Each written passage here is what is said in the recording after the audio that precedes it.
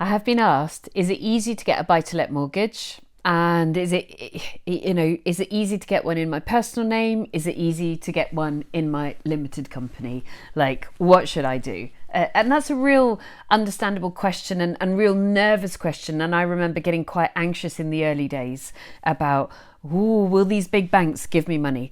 But let's just take a step back and understand the kind of bigger picture to this. There are a lot of banks. There are the mainstream high street banks that do buy-to-let mortgages.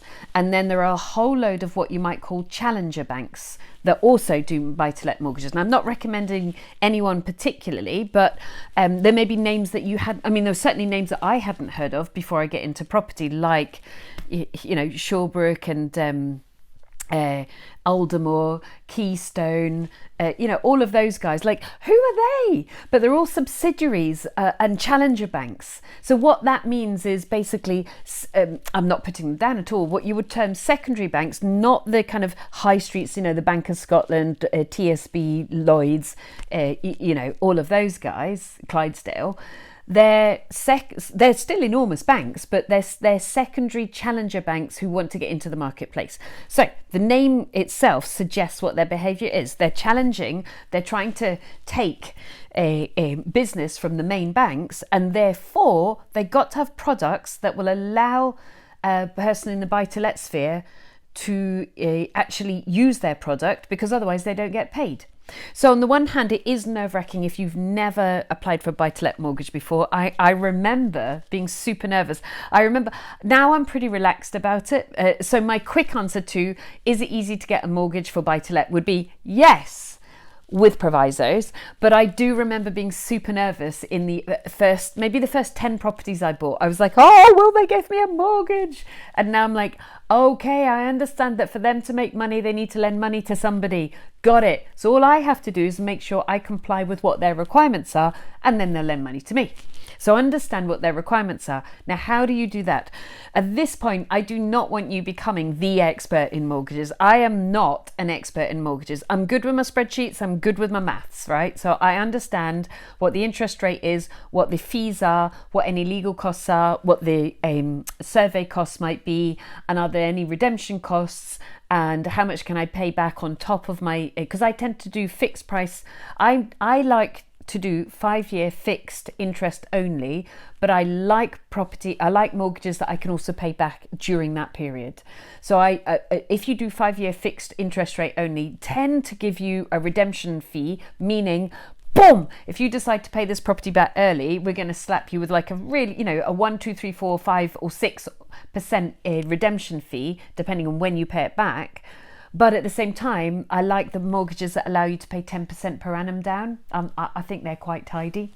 That's just my preference. So yes, the big picture is there are banks out there who want your business, and therefore within risk profiles want to lend you money. So as long as you can put yourself within that risk profile, will lend you money. Typically, you've got to be earning 25,000 and above a year. You may find some banks that will assist you beyond that, particularly if you get some kind of guarantor, but that's typically what you need. So if you're in a job, you might at times, and I did that myself, you might want to stay in your job a little bit longer just to ensure that you get more mortgages in the early days before you jump out your day job. That was one of my rationales to retaining my job for a little bit longer, and a lot of the people I've worked with do the same. Then secondly, you want to get yourself organised. I don't want you doing the application to the mortgage company, quite frankly. That's your broker's job. That's your IFA, your independent financial advisor's job. So you need a mortgage advisor who doesn't go, computer says no, sorry, no mortgage. And like, what? You've just pressed a button and that's it? I might as well have gone on Compare the Market and found it myself. I will go with a broker because they'll pick up the phone, they'll talk to the BDM, business development manager, the operations director, the sales director, whoever they talk to say, let me explain this case. Are you likely to offer this person a mortgage? So that nobody's wasting any time if they say, do you know what, they're outside of our criteria. Also, your broker should be expert at mortgages. That's their job, isn't it? Not computers. And you do get a lot of computer says no brokers, and then you get some real crackers who just love a good deal. Then some practical stuff. Your bank statements, keep them tidy, and keep the originals. So it pains me because I'd love to go just pure digital in my business, but I can't, because mortgage companies won't accept digital renditions of bank statements. And when I need to apply for a mortgage, often they'll ask for anything up to 6 months worth of bank statements for anything up to 3 or 4 of my bank accounts.